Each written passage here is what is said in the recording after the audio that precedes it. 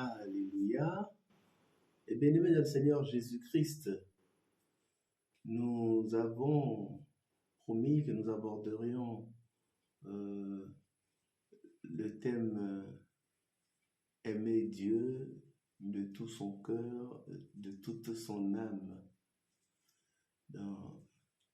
Et nous allons d'abord jeter un regard sur ce que nous dit le livre de Deutéronome. Deutéronome 6 au verset 5, n'est-ce pas? Deutéronome 6, verset 5. Écoute Israël, l'Éternel notre Dieu est le seul éternel. Tu aimeras l'Éternel ton Dieu de tout ton cœur, de toute ton âme, de toute ta force. Voilà. Donc, voilà ce que les Saintes Écritures nous recommandent. Le Seigneur désire être en communion avec son peuple et lui donne ce commandement indispensable qui lui permettra de s'attacher à lui.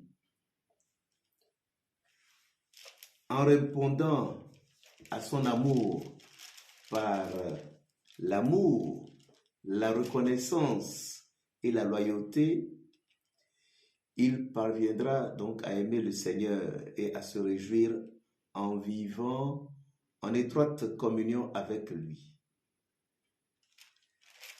C'est sur ce premier et plus grand commandement, ainsi que sur le commandement d'aimer son prochain,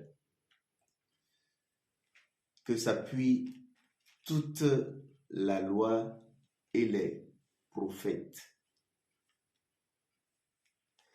La véritable obéissance à Dieu et à ses commandements n'est possible que lorsqu'elle provient de la foi et de l'amour de Dieu.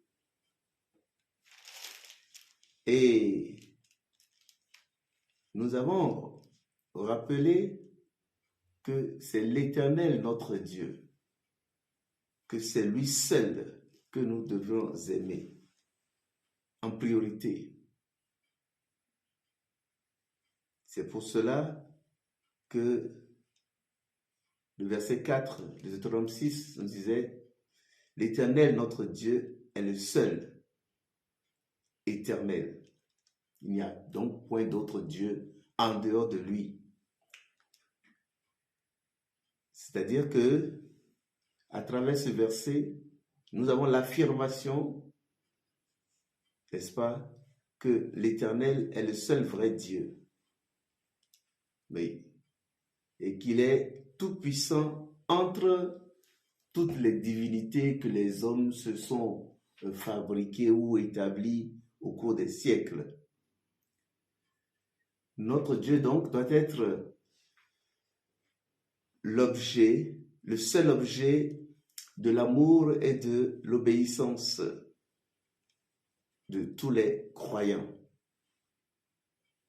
Et cet aspect unique sert de base à l'interdiction d'adorer d'autres dieux tel que le commandement leur fut donné au mont Sinaï, dans Exode 20 au verset 3.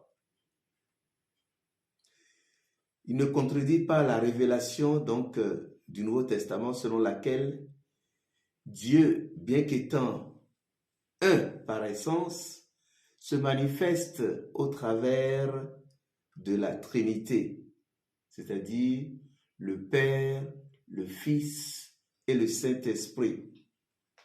Dans l'Évangile selon Matthieu, chapitre 3, verset 17, et dans le 11e verset du premier chapitre de l'Évangile de Marc.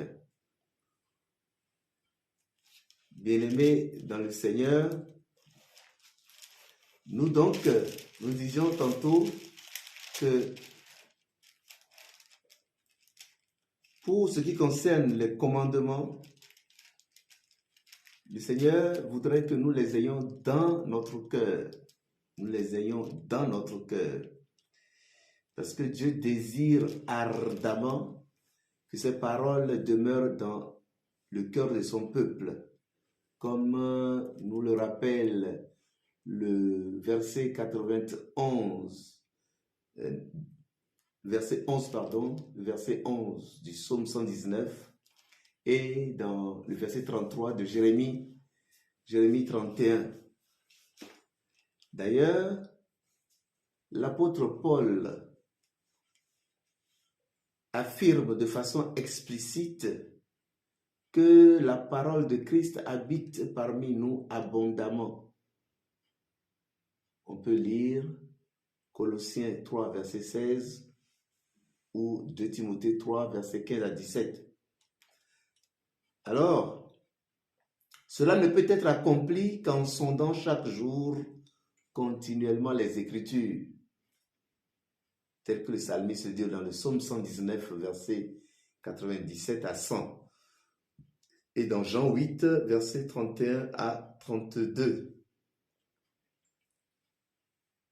Bien-aimés dans le Seigneur Jésus-Christ, et si nous appliquons notre cœur à aimer Dieu